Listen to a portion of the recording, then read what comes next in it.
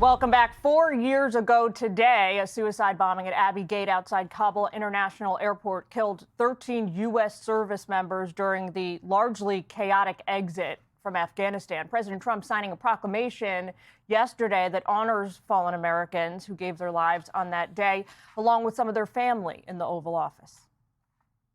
That was a terrible day, and I think it was the worst day, and in many ways the most embarrassing day in the history of our country. And yet, at the same time, we learned so much that we call it a big lesson. It won't happen again. A thing like that can never be allowed to happen again. Secretary of Defense Pete Hegseth now has ordered another review of the U.S. exit from Afghanistan. He says he hopes to have answers by the middle of next year, if not sooner.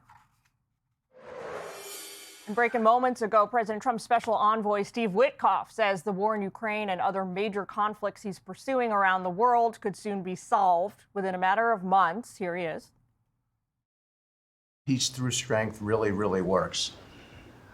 Russia, Ukraine, Iran, Israel, Hamas, we're having meetings all this week on all three of those conflicts, and we hope to settle them before the end of this year. Let's bring in Victoria Coates, former Deputy National Security Advisor to President Trump during his first term at the White House. Victoria, despite what Witkoff and anybody else is saying this week, the peace talks between Ukraine and Russia seem to have stalled out a bit in the last few days. Well, there's definitely been a shift of momentum, Jillian, but important to realize that all of these things are related. The fall of Kabul and the horrible scenes that we all saw, and culminating in Abbey Gate, are what set off a chain of events throughout the world perceiving American weakness under the Biden administration. That's why Putin went into Ukraine. He thought he could do it with impunity, and for 3.5 years, he was right. And then that's why Hamas was emboldened with the support of Iran to attack Israel on October 7th. So these are wars that the president has inherited. He's making the first progress on them that we've seen in years of dragged out wars. So I think we owe him and Special Envoy Witkoff some time and space to continue that diplomatic process.